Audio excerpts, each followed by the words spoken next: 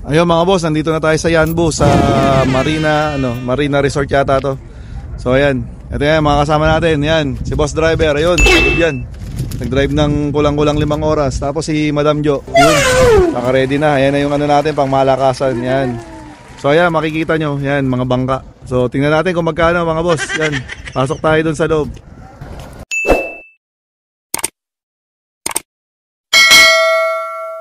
Ayun mga boss, sobrang init dito. Oh shit! Ayun, natawaran namin 150 daw, 30 minutes yung bangka. Yan, ganyan. Yan yung mga bangka na yan. 30 minutes lang, 150 daw, 150. So ayan. Ayan, nag-CR sila muna bago kami sumakay. Yan. Ayun mga boss, natawaran nga namin. Okay. Dapat talaga 200 for 30 minutes. Tapos 350 naman pag 1 oras. So ayun mga boss, sakto nga lang talaga yung 30 minutes kasi parehas lang naman talaga yan. Kahit tanghaling tapat nga mga boss, ayan, ang dami nga talaga nag-aabang. So ayun, marami nga sasakay, iba-ibang lahi yan mga boss, pero karamihan mga Indian. Yan, may mga Pakistani din mga boss. Tapos may konting Pilipino rin. Ayan mga boss, medyo mahirap nga bumaba dun sa bangka.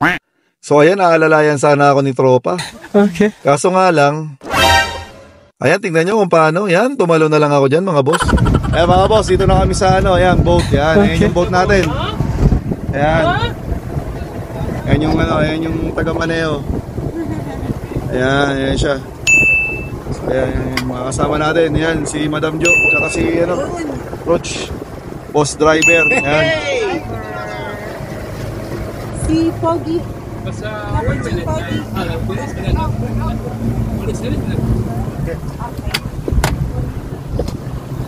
Ayan mga boss, tignan nyo na lang. Biyahe na. Ayun lang ha.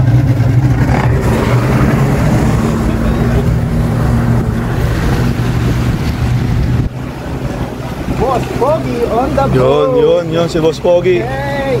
Ayan may maganda rito oh. Riviera boat. Ayun, ang gaganda na, malalaki oh. Ayan. Ito.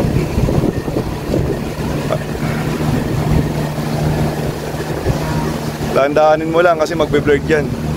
Ang galaw mo dapat ganun lang. Ayan, ganyan.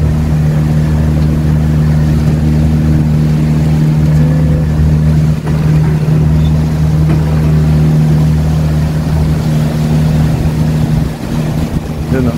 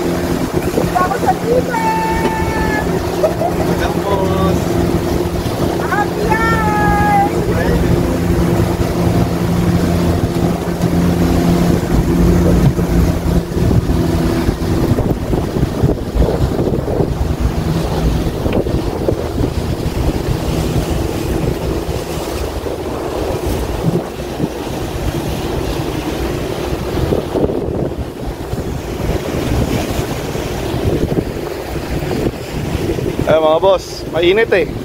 Ayun yung purpose ng hood natin kasi magbabangka tayo eh. Yan. Diba? Galing oh, ganda. Ang linaw ng tubig mga boss, ang linaw ng tubig. Okay. Yan. Linaw ah. Linis ng tubig dito sa sa Saudi. Linis ng tubig. Yan.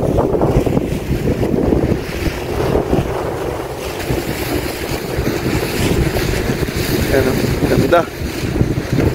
Ang linaw ng tubig nila. Ano, linaw oh. Linis, malinis dito.